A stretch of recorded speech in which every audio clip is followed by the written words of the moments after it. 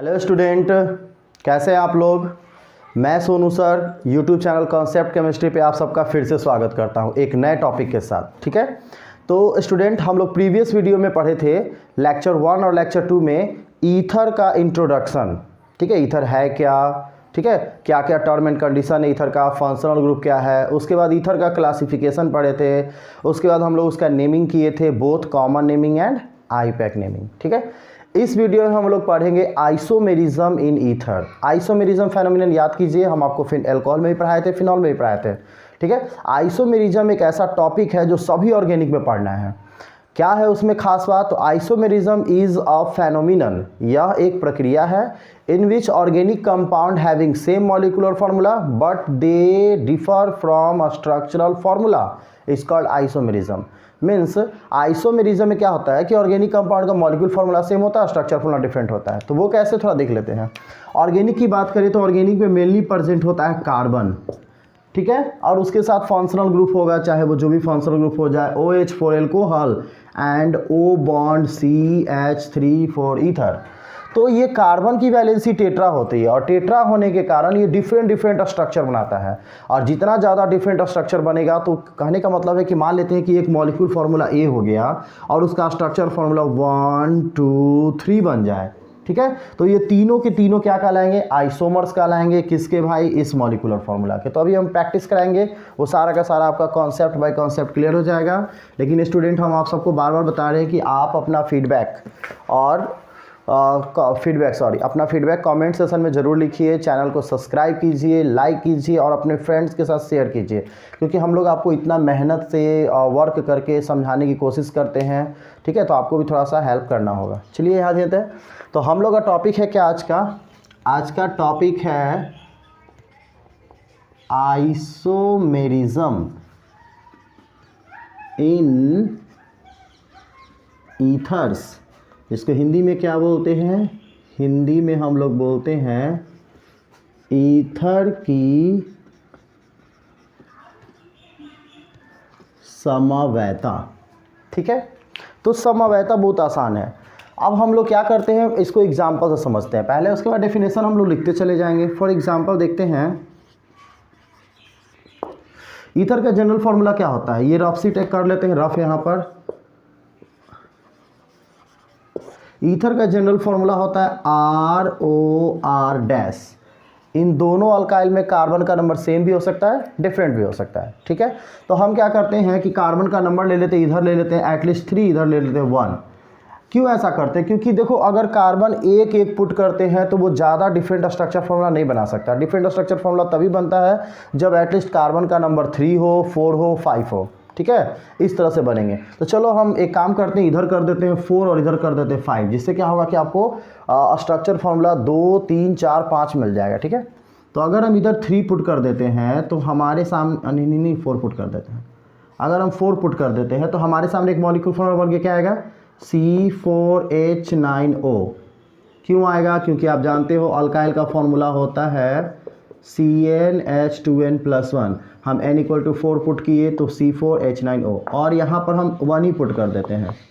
कर सकते हो उधर भी 3 4 5 6। ठीक है, तो ऑल ओवर हमारे पास एक फॉर्मूला बन के आया C4H9 bond O bond CH3, जिसको हम ऐसे भी लिख सकते हैं C5 एक साथ C5H कितना हो जाएगा 9 3 हो जाएगा 12 O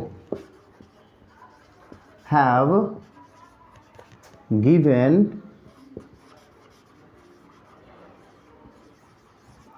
ethereal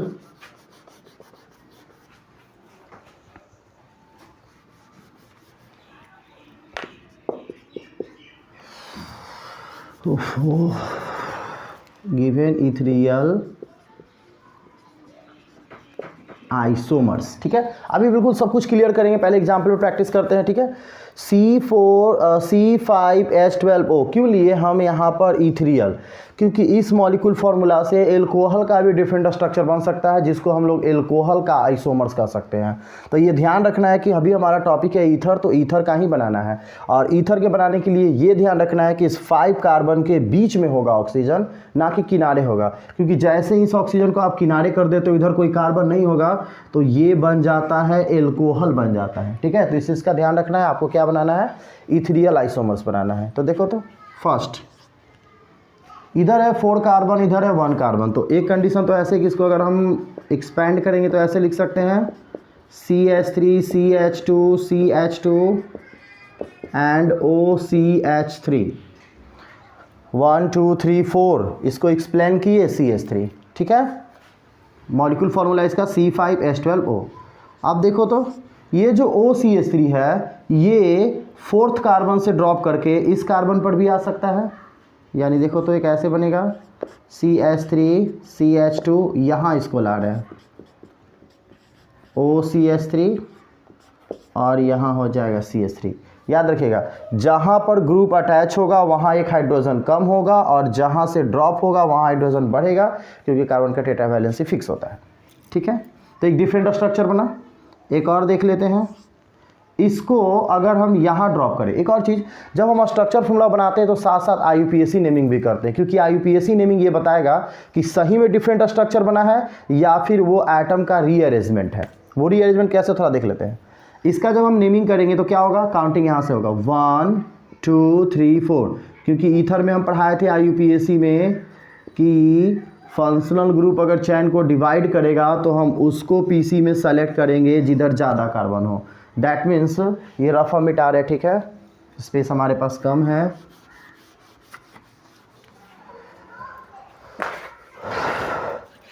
दैट मीन्स हम इसको क्या लिख सकते हैं? हम इसको लिख सकते हैं 1 मिथॉक्सी ब्यूटेन लिख सकते हैं। क्या लिख सकते हैं? 1 मिथॉक्सी ब्यूटेन। इसको देखते हैं, काउंटिंग यहाँ से होगा 1 2, कभी भी यहाँ से काउंटिंग नहीं होगा। 1 2 3 4, इसको क्या लिखेंगे? 2 मिथॉक्सी ब्यूटेन, इसको लिखेंगे 2 मिथॉक्सी ब्यूटेन। अब हम बोलने वाले थे कि इसको यहाँ से ड्रॉप करके यहाँ लगाते हैं। जैसे ही यहाँ हम अगर इसको अटैच करेंगे तो काउंटिंग जो होगा वो राइट कॉर्नर से स्टार्ट हो जाएगा, 1 2 3 4। तो फिर से हमारे पास आ जाएगा 2 मिथॉक्सी ब्यूटेन जो ऑलरेडी इन्वॉल्व है।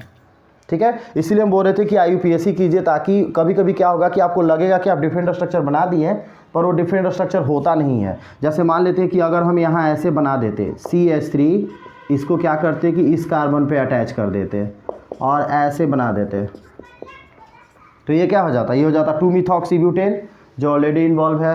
अगर हम इसको यहाँ से ड्रॉप करके सर चलो हम यहाँ लगाना चाहते हैं, तो यहाँ का हाइड्रोजन हो जाएगा 2 और यहाँ हो जाएगा 2, फिर से हो जाएगा 1 मिथॉक्सी ब्यूटेन, क्योंकि काउंटिंग इस कॉर्नर से होगा, तो फिर ऑलरेडी आपका इन्वॉल्व है। तो इस तरह से हम लोग IUPAC करते हैं तो पता चल जाता है। तो अब हम क्या करेंगे, देखो तो ये जो CH3 है, इस CH3 को यहाँ से ड्रॉप करके यहाँ लगा रहे हैं। मीन्स अगर कार्बन का चैन हमारे पास 4 हो तो इसको भी ब्रेक किया जा सकता है। ठीक है, आइसोमेरिज्म में यह एक सब्स्टिट्यूशन फॉर्म बन जाएगा। यहाँ देखो ऐसे कर देंगे। ठीक है, चैन कार्बन का जो 4 है इसको हम 3 तक तोड़ सकते हैं। क्यों तोड़ सकते हैं? क्योंकि 1 2 3 लास्ट हो जाता है। ठीक है, अब देखो जैसे ही हम इसको यहाँ से ड्रॉप करके यहाँ पर अटैच किए, हमारा एक इस तरह का फॉर्म बन के आया, और इस तरह का फॉर्म बन के आया तो ये रहा ईथर। ईथर के इधर है आपका ग्रुप ऑफ कार्बन, इधर है एक कार्बन। तो सिंपल सी बात है, इधर हम PC सेलेक्ट करेंगे, और PC कभी भी कॉर्नर से सेलेक्ट होता है, चाहे आप इस कॉर्नर से करो 1 2 3, या फिर इस कॉर्नर से करो 1 2 3, इस कॉर्नर से भी कर सकते हो 1 2 3। इस तरह से हम घेरेंगे नहीं, क्योंकि IUPAC हम आपको लेक्चर 2 में बहुत अच्छे से बताया है। आप वो वीडियो जाकर देखो, आपको IUPAC क्लियर समझ में आएगा। तो हम डायरेक्ट इसका IUPAC लिखते हैं। इसका IUPAC क्या आ जाएगा? इसका आ जाएगा 2 मिथॉक्सी 2 मिथाइल प्रोपेन। ठीक है, 2 मिथॉक्सी 2 मिथाइल प्रोपेन। तो ये हमारा 3 बना, 3 डिफरेंट स्ट्रक्चर बना। ठीक है, ये 3 डिफरेंट स्ट्रक्चर का मॉलिक्यूल फार्मूला सेम होगा C5H12O। आप काउंट करके देख लो, 1 2 3 4 5 हाइड्रोजन, 3 3 6 3 9 और 3 12, सेम हेयर सेम हेयर। तो ये तीनों का तीनों कहलाएगा आइसोमर्स। आइसोमर्स का मतलब ही होता है molecule formula same, structure formula different. आप जितना डिफरेंट स्ट्रक्चर फार्मूला बनाते हैं that's all are called isomers. ठीक है, अब यहाँ पर इथेरियल आइसोमर्स क्यों लगा? क्योंकि इस मॉलिक्यूल फार्मूला से सिर्फ हम ईथर बनाए हैं, इस मॉलिक्यूल फार्मूला से एल्कोहल भी बन सकता है। तो कभी कभी एग्जाम में क्वेश्चन में स्टूडेंट फंस जाते हैं, अगर वहाँ पर क्वेश्चन लिखा होगा right the C5H12O right the structural formula of C5H12O, अगर स्ट्रक्चर फार्मूला आता है तो आपको एल्कोहल, ईथर या जितना भी इससे डिफरेंट स्ट्रक्चर बनता है आपको सब बनाना होगा। अगर आता है कंडीशन, वो लगा देता है write the alcoholic isomers of C5H12O, तो आपको एल्कोहल वाला बनाना होगा। अगर आ जाता है ईथर वाला तो ऑलरेडी बन चुका है, अभी हम इसका ईथर बना चुके हैं, एल्कोहल भी बनाएंगे। फिलहाल आपको ये अभी समझना है कि what is isomers. Isomers is a simple way, isomers is a phenomenon in which organic compound have same molecular formula and different structure formula। ठीक है, इन हिंदी आप इसको समझ सकते हो भाई, ईथर की समवायता वह प्रक्रिया है जिसमें उसका अणुसूत्र एक समान होता है और वह अलग अलग संरचना सूत्र बनाता है, इसी को बोलते हैं समवायता। That's it. इसको रिटर्न में क्या लिखेंगे?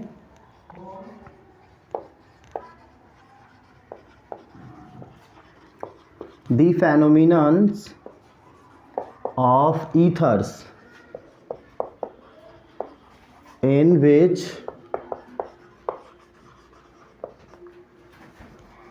हाँ ठीक है, दे हैव, हम एक डेफिनेशन आपको लिख दे रहे हैं। आप जिस भी पब्लिकेशन का बुक पढ़ते हो उसमें बहुत अच्छे से डेफिनेशन लिखा हुआ है, आप वहाँ से भी लिख सकते हो, खुद समझकर ऑन लैंग्वेज में भी लिख सकते हो। ये एक छोटा सा, the phenomenons of ether in which they have same molecular formula but they differ from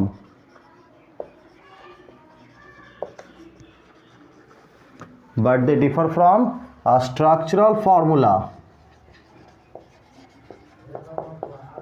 is called isomers। जी नहीं, इज कॉल्ड आइसोमेरिज्म। ठीक है, फेनोमिनन यहाँ पे लगा हुआ है ना, तो फेनोमिनन को बोलते हैं आइसोमेरिज्म। और ये डिफरेंट टाइप के जो स्ट्रक्चर बने हैं, कंपाउंड्स बने हैं, ये कहलाते हैं एक दूसरे के isomers. Isomerism and the compounds of different structure formulas are called isomers। ठीक है, एक बार और, ये जो डिफरेंट स्ट्रक्चर है इनको बोलते हैं isomers and this phenomenon is called isomerism. तो आइसोमेरिज्म आइसोमर्स में थोड़ा सा डिफरेंस है। Isomerism is a process and isomers is a compound. ठीक है, आप इसको हिंदी में बहुत आसानी से लिख सकते हैं। हिंदी में क्या लिखोगे भाई? ईथर में वह प्रक्रिया जिसमें अणुसूत्र एक समान हो और वह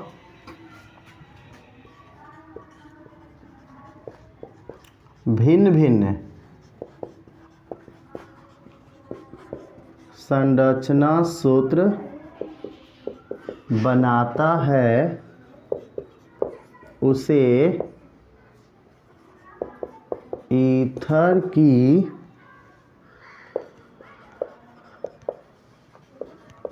समवायता कहते हैं। ठीक है, और यौगिक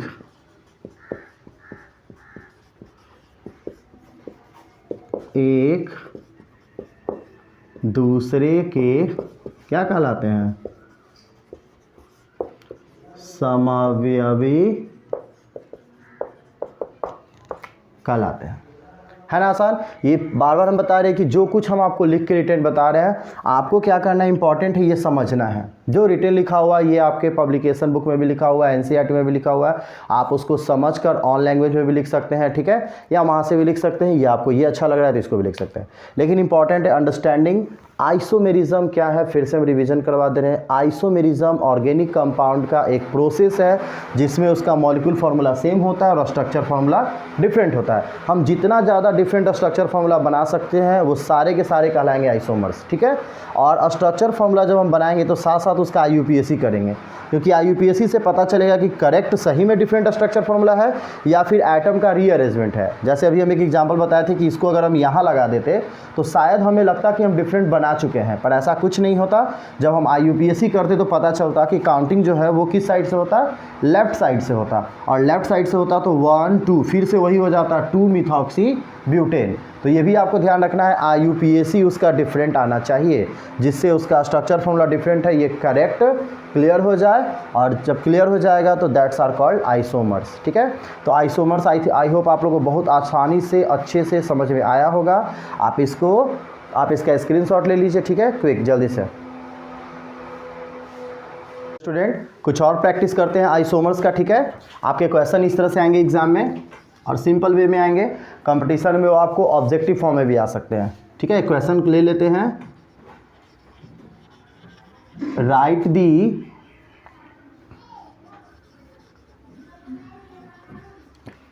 इथेरियल आइसोमर्स ऑफ C4H10O, ठीक है। C4H10O के हम लोग क्या लिखेंगे, इथेरियल आइसोमर्स लिखेंगे। ध्यान रखिएगा हम लोग का टॉपिक और चैप्टर ईथर है तो ज़्यादातर हम ईथर से डिस्कशन कर सकते हैं, लेकिन इससे एल्कोहल का भी स्ट्रक्चर बन सकता है, ठीक है। Right the ethereal isomers of C4H10O discussion करते हैं, दोनों डिस्कशन करेंगे, वेट कीजिए। तो हम लोग को बनाना है ईथर का, क्या बताए थे कि ईथर का फॉर्मूला होता है ROR-, यानी फंक्शनल ग्रुप मिडिल में होगा और दोनों साइड एटलीस्ट 1 कार्बन होना चाहिए। तो देखो तो हमारा एक जो स्ट्रक्चर बनेगा, अगर हम 4 में से 3 कार्बन इस साइड कर दे और 1 साइड इस साइड कर दे तो देखो तो एक ऐसा स्ट्रक्चर बनेगा CH3 CH2 CH2O CH3 बनेगा ना। और हम जब इसका IUPAC करेंगे तो क्या बताए थे कि ऑक्सीजन के राइट साइड 1 कार्बन है, लेफ्ट साइड 3 कार्बन है, तो लॉन्ग चैन को पेरेंट बनाते हैं, PC बनाते हैं, इधर सेलेक्ट करेंगे तो 1 2 3 that means it is what 1 methoxy propane. आप इसको लिख सकते हैं मिथॉक्सी प्रोपेन भी, 1 को छुपाया जा सकता है, ठीक है। अब देखो ये जो OCH3 है जो फर्स्ट कार्बन पर है, इसको हम यहाँ से ड्रॉप करके सेकेंड कार्बन पर अगर लेके जाए तो हमारा एक स्ट्रक्चर फॉर्मूला क्या बनेगा, ऐसा बनेगा OCH3 और ये CH3, इसको हम ड्रॉप करके कहाँ लेके गए, सेकेंड पर, तो ये हमारा हो गया 2 मिथॉक्सी प्रोपेन।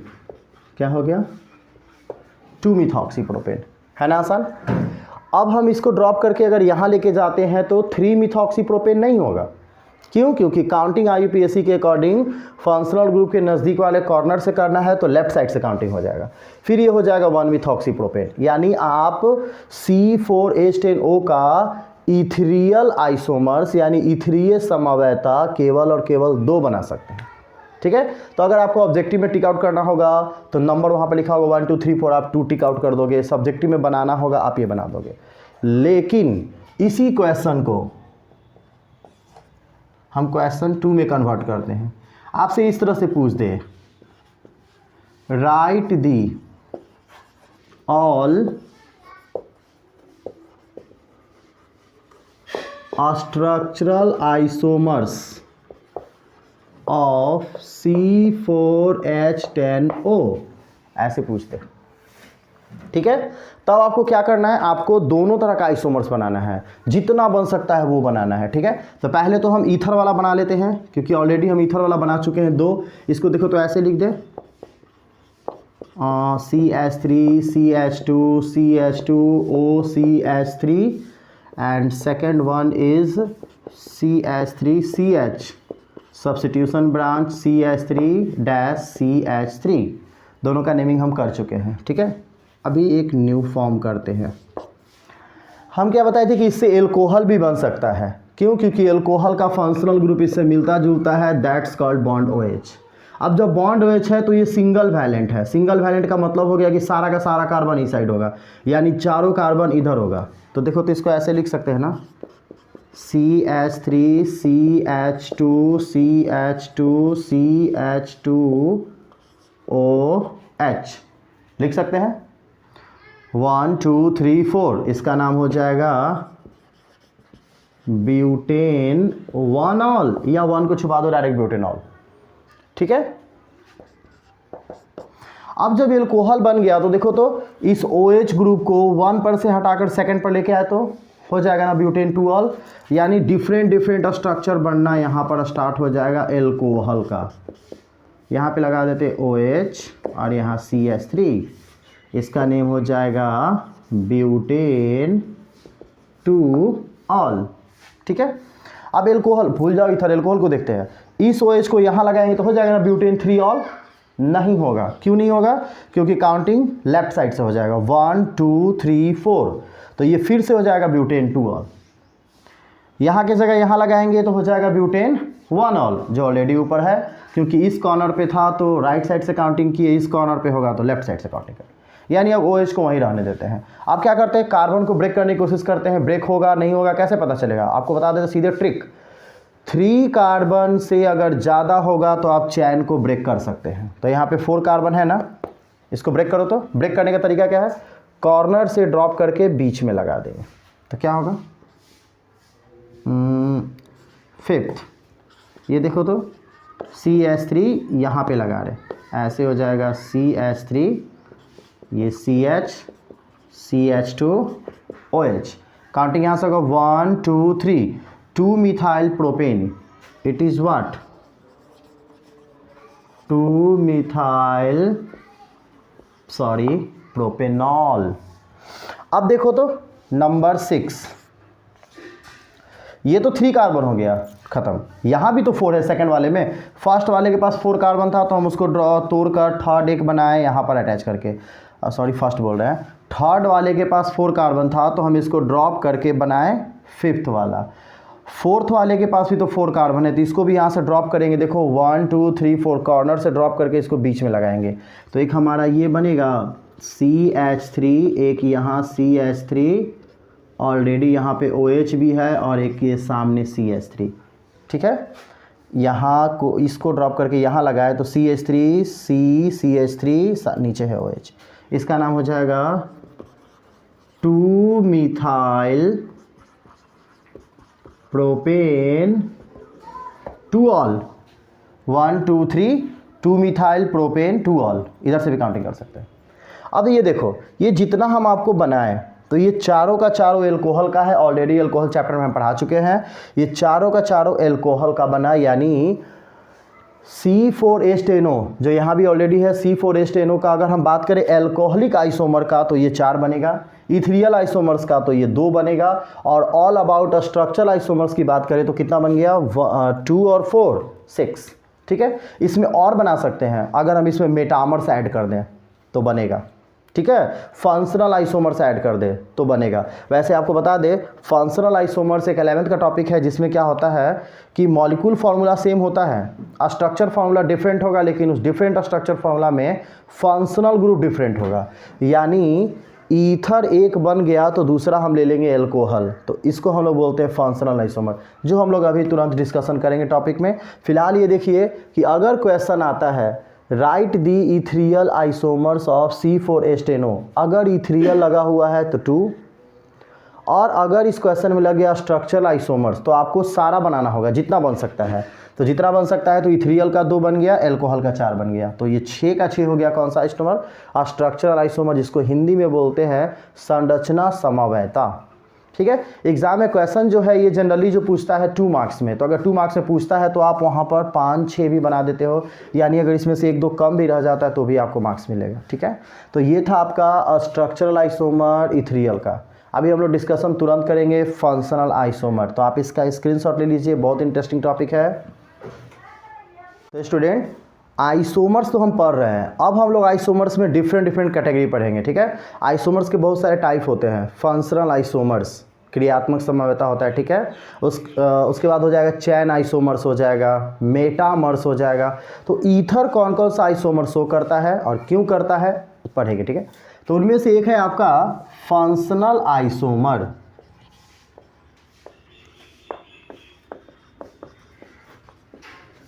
और हमारा टॉपिक है ईथर, तो हम लोग ईथर के बारे में ही पढ़ेंगे, यानी functional isomers of ether. In Hindi we can write ether की क्रियात्मक समवेता, ठीक है। अब ये क्रियात्मक समवेता क्या होता है, ध्यान दो। फंक्शनल लगा हुआ है, मतलब कि हमारा मेन जो फोकस होगा वो फंक्शनल ग्रुप पे होगा। यानी इसमें क्या होता है कि चूंकि आइसोमेरिज्म है तो कंफर्म है कि डेफिनेशन बिल्कुल होगा, molecule formula same, structure formula different. But what is the reason behind of different structure formula, उस डिफरेंट स्ट्रक्चर फार्मूला का कॉन्सेप्ट क्या है। तो कॉन्सेप्ट ये है, थोड़ा सा नजर डालते हैं। ईथर का फंक्शनल ग्रुप होता है डाई ऑक्सीजन एटम और एल्कोहल का फंक्शनल ग्रुप होता है hydroxy group.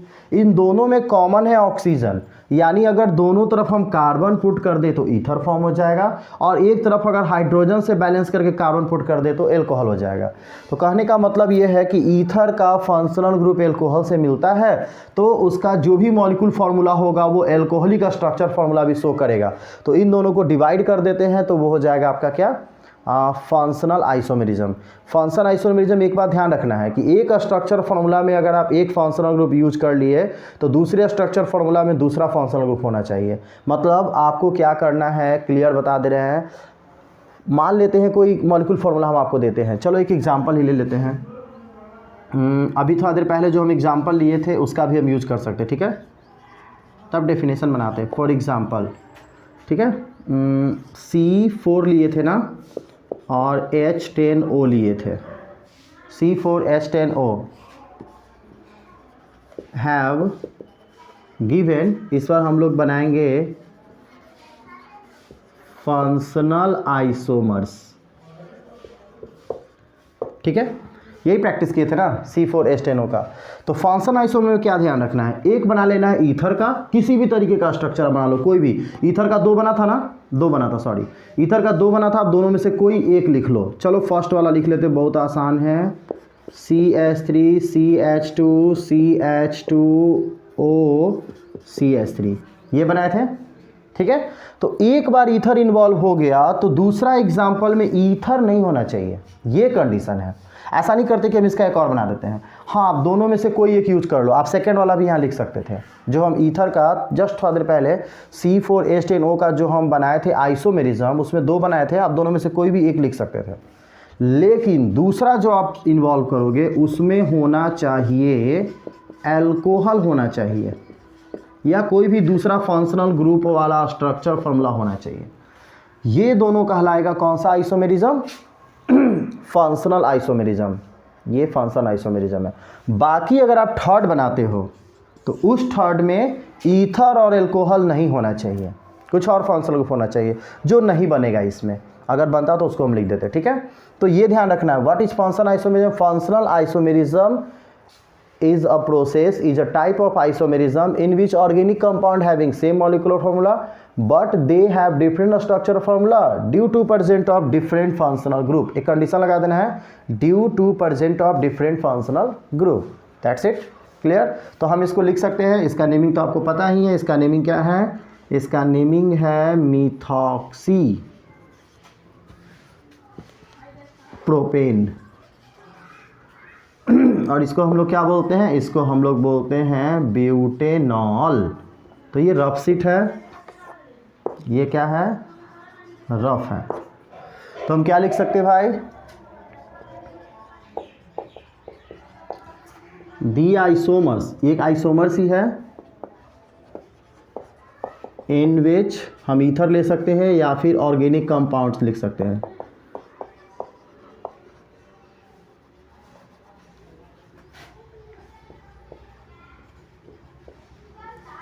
in which organic compounds have same molecular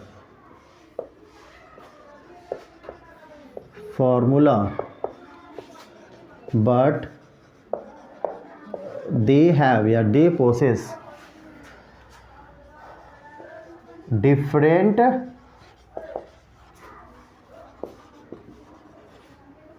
structural formula due to presence of different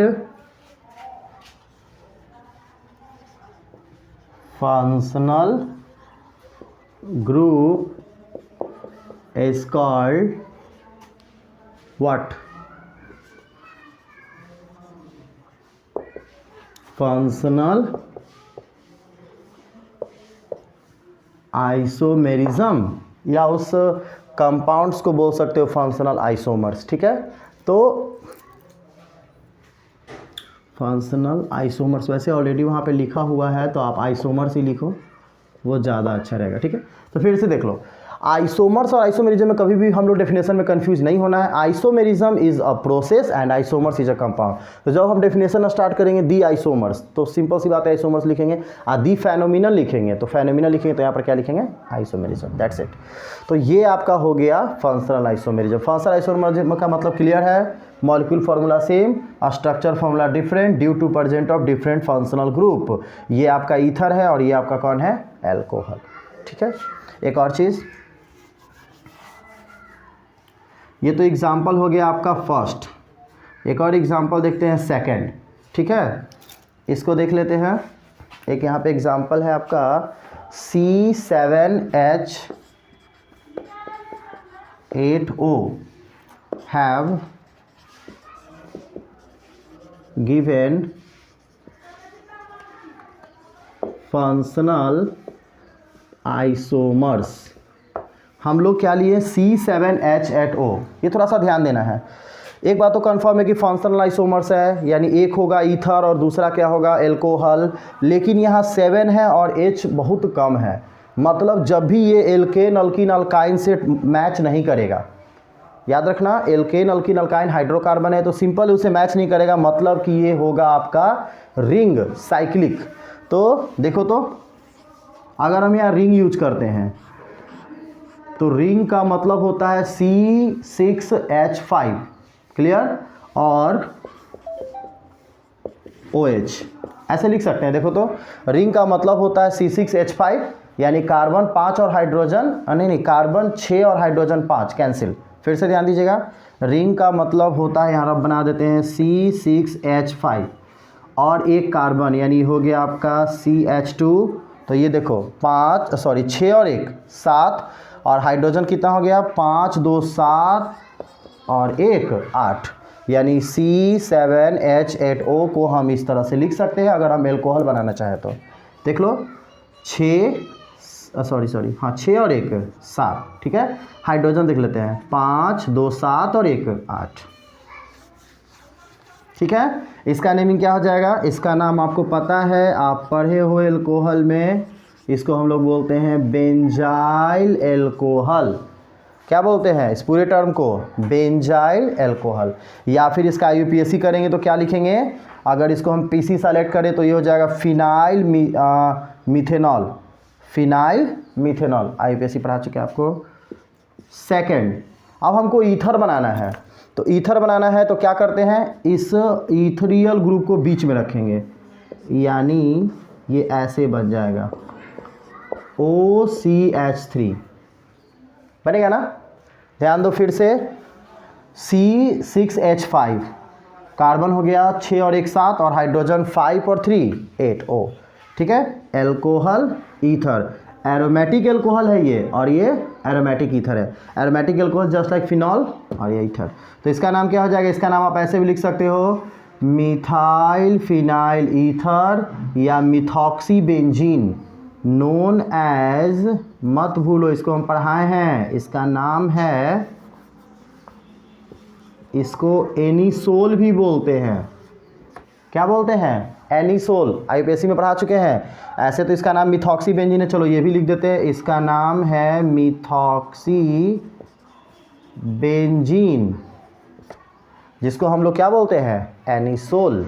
ठीक है, तो ये आपका बना कौन सा isomerism? Functional isomerism ring form में, फंक्शनल आइसोमेरिज्म ओपन फॉर्म में। इन हिंदी इसका डेफिनेशन लिख देते हैं ताकि आपको किसी तरह का दिक्कत ना हो, लेकिन उसको एडजस्ट करने के लिए थोड़ा सा हम इस क्वेश्चन को नीचे लिख रहे हैं मिटाकर। तो ये आपका यहाँ पर क्वेश्चन हो गया, क्वेश्चन ये था, नहीं एग्जाम्पल था, ये फर्स्ट था और ये आपका एग्जाम्पल सेकंड था। क्या था एग्जाम्पल?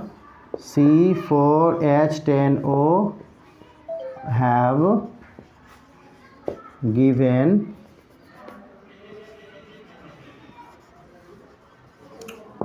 functional isomers। ठीक है, इन हिंदी इसको क्या लिखेंगे? वह समावयवी, जो हम लिखे हैं इसी को इन हिंदी कर रहे हैं। ठीक है, वह समावयवी जिसमें कार्बनिक यौगिक आप लिख सकते हो या फिर ईथर भी लिख सकते हो, जिसमें कार्बनिक यौगिक का अणुसूत्र एक समान हो तथा भिन्न क्रियात्मक समूह के कारण संरचना सूत्र भिन्न भिन्न हो, उसे क्या कहते हैं? उसे क्रियात्मक समावयवी कहते हैं। ठीक है, तो ये हिंदी है। आपको बार बार बता रहे कि डेफिनेशन आपको अपने प्राइवेट पब्लिकेशन में बहुत अच्छा से मिल जाएगा, एनसीईआरटी में मिल जाएगा। इंपॉर्टेंट है अंडरस्टैंडिंग। तो क्या है हमारा टॉपिक? फंक्शनल आइसोमेरिज्म, जिसको बोलते हैं क्रियात्मक समवयता। समवयता का मतलब ट्रिक से आप समझ लो, समवयता का मतलब होता है molecule formula same, structure formula different, लेकिन उस डिफरेंट स्ट्रक्चर फार्मूला के कॉन्सेप्ट के बेसिस पे उसको अलग अलग डिवाइड किया गया है। तो कॉन्सेप्ट क्या था भाई? अलग अलग फंक्शनल ग्रुप होना चाहिए। जब अलग अलग फंक्शनल ग्रुप होगा तो वो कहलाएगा फंक्शनल आइसोमेरिज्म, क्रियात्मक समवयता। क्रियात्मक समवयता वह प्रक्रिया है, वह प्रोसेस है जिसमें यौगिक का अणुसूत्र एक समान होता है और क्रियात्मक समूह अलग अलग होने के कारण उसका संरचना सूत्र अलग अलग होता है।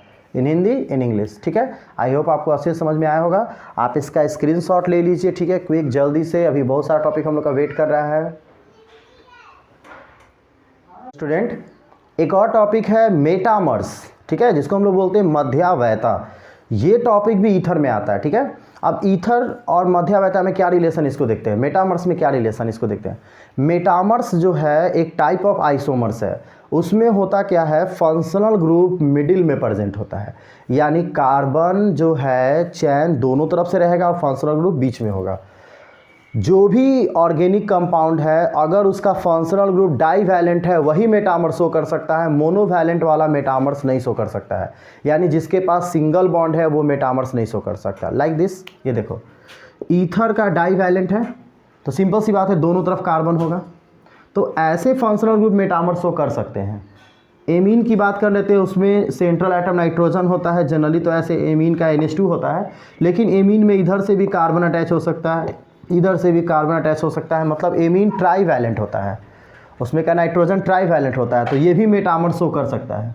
ईथर मेटामर्स शो कर सकता है, लेकिन एल्कोहल मेटामर्स नहीं शो कर सकता। क्यों? क्योंकि ये सिंगल बॉन्ड है। सिंगल बॉन्ड का मतलब एक तरफ कार्बन का चैन अटैच होगा, जिसके एक तरफ कार्बन का चैन अटैच होगा वो मेटामर्स नहीं शो कर सकता। मेटामर्स, इसका मतलब समझते हैं। मेटामर्स और प्रोसेस को बोलेंगे मेटामेरिज्म इन ईथर्स। इसको थोड़ा देख लेते हैं। ठीक है,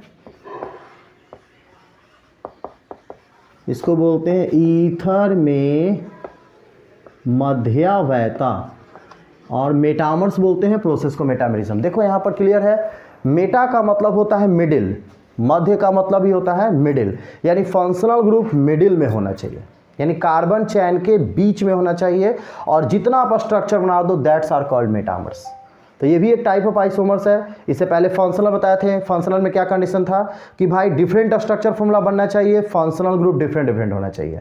मेटामर्स कहता है कि डिफरेंट स्ट्रक्चर फॉर्मूला बनना चाहिए, फंक्शनल ग्रुप मिडिल में होना चाहिए, और फंक्शनल ग्रुप एक ही होना चाहिए, अलग अलग नहीं होना चाहिए। मेटामर्स वही ऑर्गेनिक शो कर सकता है जिसका फंक्शनल ग्रुप डाईवैलेंट हो, ट्राईवैलेंट हो, मतलब 2 संयोजकता दर्शाता हो, 3 संयोजकता दर्शाता हो, 4-5 जितना दर्शा दे वो मेटामर शो करेगा, पर सिंगल बॉन्ड वाला मेटामर शो नहीं करेगा। दैट्स इट, ये ट्रिक है। ठीक है, तो कैसे अब देख लेते हैं, और बिल्कुल हम वही एग्जाम्पल बार बार लेंगे जो आप लोगों के सामने हम यूज किए थे। तो एक एग्जाम्पल देखते हैं, फॉर एग्जाम्पल, ठीक है, C4H10O सबसे फर्स्ट प्रैक्टिस करवाए थे, और एक ही एग्जाम्पल हम क्यों बार बार प्रैक्टिस करा रहे हैं, ताकि आपका कॉन्सेप्ट क्लियर हो जाए। सारे एग्जाम्पल डिफरेंट होंगे, डिफरेंट एग्जाम्पल का कॉन्सेप्ट डिफरेंट होगा, आपका क्लियर होना है। C4H10O have given, C4H10O have given metamers. फिर तो हम लोग डेफिनेशन बनाएंगे ही। तो क्या होना चाहिए कंडीशन, कंडीशन ये होना चाहिए कि ऑक्सीजन जो है वो डिवाइड करना चाहिए चैन को डिवाइड करना चाहिए। तो ये देखो तो, और हर बार डिफरेंट डिफरेंट चैन होना चाहिए। तो रफ कर लेते हैं, और ये सब 11th का टॉपिक है मेटामर्स। ठीक है, आप वहाँ पर भी जाकर देख सकते हो मेटामर्स का कंडीशन एंड टर्म। फिलहाल आपको बता दें कि फंक्शनल ग्रुप बीच में होना चाहिए। तो हमारे पास 4 कार्बन है, ठीक है, 4 कार्बन है, ऑक्सीजन बीच में होगा। तो एक बार हम यूज करेंगे 3 कार्बन और ये 1 कार्बन, यानी जो पहले यूज किए थे CH3 CH2 CH2 O bond CH3। ठीक है, अब देखो ऑक्सीजन बीच में, इधर हम 2 कार्बन यूज करेंगे, इधर हम 2 कार्बन। याद रखना कार्बन का चैन डिफरेंट होना चाहिए, ना कि उसका अरेंजमेंट। ठीक है, तो C3 है, अब यहाँ पर 2-2 कर दिए। तो देखो तो CH3 CH2O CH2 CH3 है ना, मिडिल में हैवी और डिवाइड कर रहा है। इसमें 3:1 में डिवाइड कर रहा है, इसमें 2:2 में डिवाइड कर रहा है। This is called metamers. ठीक है, ऐसा नहीं करना है कि इसको ब्रांच में कन्वर्ट कर देना। इंपॉर्टेंट यहाँ पर है कि मिडिल में होगा और वो हर स्ट्रक्चर फॉर्मूला में चैन को डिवाइड करेगा। This is called metamers, that's it. ठीक है, अब हम इसका नेमिंग जानते हैं। इसका नेमिंग क्या है भाई, इसका नेमिंग है मिथॉक्सीप्रोपेन। बहुत सारे स्टूडेंट करेंगे सर आप IUPAC यूज करें, कॉमन यूज कर दीजिए। चलो वो भी रिवीजन कराते हैं। कॉमन क्या हो जाएगा, मिथाइल प्रोपाइल ईथर। तो मिथाइल MP, अल्फ़ाबेटिकल में M पहले आता है, तो ये हो जाएगा मिथाइल प्रोपाइल ईथर। इसका नाम क्या हो जाएगा, किसी एक को PC बनाओ, इसको PC बनाओगे तो इथेन इथॉक्सी, इसको PC बनाओगे तो इथेन, ये पूरा का पूरा टर्म इथॉक्सी। तो इसका नाम क्या हो जाएगा, इथॉक्सी ईथेन। और कॉमन की बात कर ले तो दोनों तरफ सेम है, तो क्या हो जाएगा, डाई इथाइल ईथर। है ना आसान। तो ये तो खैर कॉमन IUPAC पहले बता चुके। अभी देखो मेटामर्स का मतलब होता है functional group present at the middle, it divided the carbon चैन। ये कार्बन चैन को डिवाइड करना चाहिए और उस कंडीशन पे जितना स्ट्रक्चर फॉर्मूला बन जाए दैट्स कॉल्ड मेटामर्स। तो what is metamers,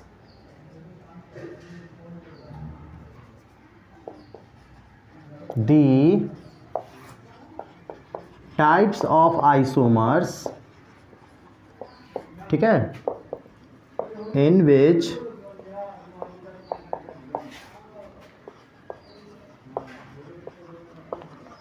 functional group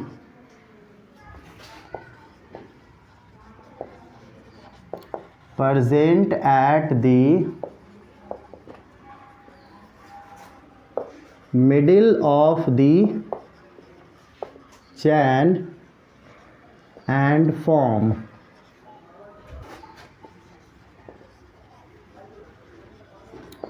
different structural formula is called metamers and the phenomenon is called metamerism. ठीक है, फेनोमिनन को क्या बोलेंगे? मेटामेरिज्म। और ये क्या कहलाएंगे? Different structural formula, metamers like isomers and isomerism. In Hindi भी इसको लिख सकते हैं, क्या लिख सकते हैं भाई? वह समावयवी जिसमें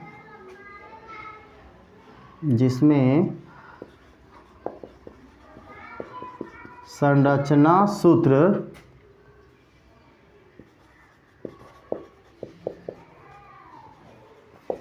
क्रियात्मक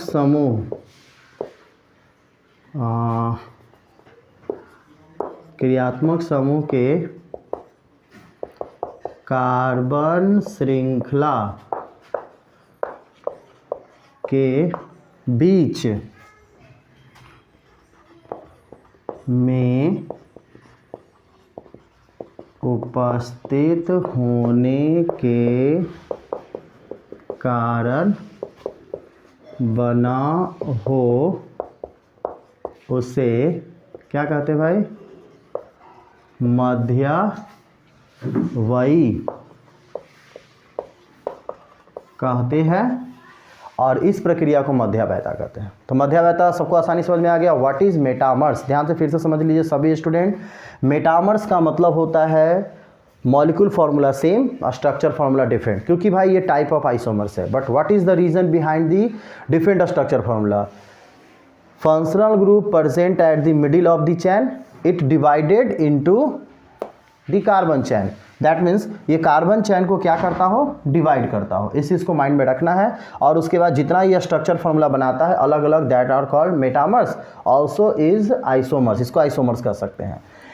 हिंदी में भी देख लो, बहुत आसान है। मेटामर्स वह प्रक्रिया है जिसमें क्रियात्मक समूह जो है वो कार्बन चेन के बीच में प्रेजेंट होगा, और बीच में प्रेजेंट होने के साथ साथ ये कार्बन चेन को डिवाइड भी करेगा। लाइक दिस, देखो तो 4 कार्बन था तो 3:1 के फॉर्म में डिवाइड किया, 2:2 के फॉर्म में डिवाइड किया, और जितना भी स्ट्रक्चर फॉर्मूला बनेगा उसको हम लोग बोलते हैं क्या?